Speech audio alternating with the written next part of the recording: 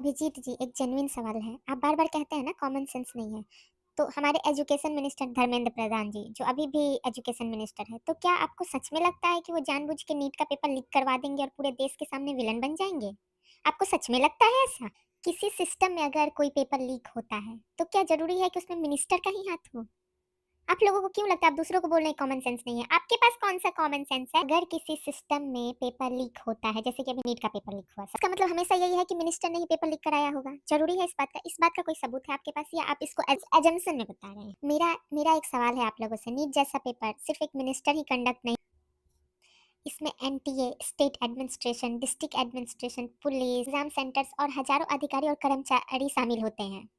अगर सिस्टम के लोग कुछ गलत काम करते हैं तो हर बात ज़रूरी नहीं है कि मिनिस्टर को पता ही हो और उसको पता होगा तो कोई एक्शन नहीं लेगा। ज़रूरी नहीं है कि हर बात मिनिस्टर को इसकी जाँच होनी चाहिए और जो दोषी है उन्हें सज़ा मिलनी चाहिए। इसमें धर्मेंद्र प्रधान अगर रिज़ाइन कर भी देते हैं, तो इससे क्या पूरा सिस्टम सही हो जाएगा? अभिजीत जी आके सही कर देंगे। अभिजीत जी को एजुकेशन मिनिस्टर बनना चाहिए। अभिजीत जी आप मेरे को बताइए आपको एजुकेशन मिनिस्टर बनना चाहिए? धर्मेंद्र प्रधान को हटा दिया जाए, आपको एजुकेशन मिनिस्टर बना दिया जाए और सोनम जी को पीएम बना दिया जाए, क्योंकि आप ही दोनों मिलके पूरे देश को सँभाल लेंगे।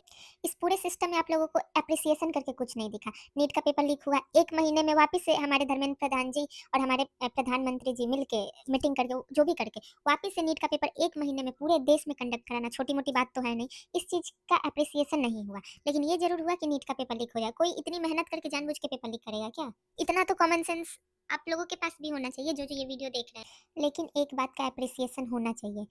नीट का पेपर लीक होने के बाद री-नीट 1 महीने में पूरे देश में कंडक्ट कराना इतनी छोटी-मोटी तो बात नहीं है।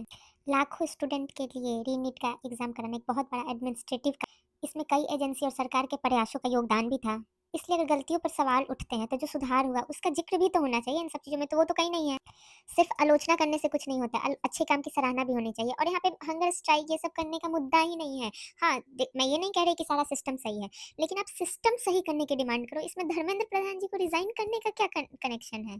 धर्मेंद्र प्रधान जी के रिज़ाइन करने से सारा सिस्टम सही हो जाएगा। अभिजीत जी को बना दिया जाए एजुकेशन मिनिस्टर और सोनम जी को पीएम। यही यही आप लोग चाहते हैं।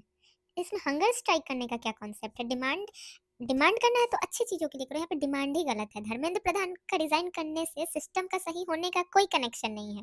और मैं खुद एक नीट एस्पिरेंट हूँ, मैं खुद इस बार क्वालीफाई नहीं कर पाई हूँ। तो मुझे भी बुरा लग रहा है, ऐसा नहीं है, बट यहाँ पे मुझे लग रहा है कि मतलब जो डिमांड है ना वही गलत है, ये चीज़ है।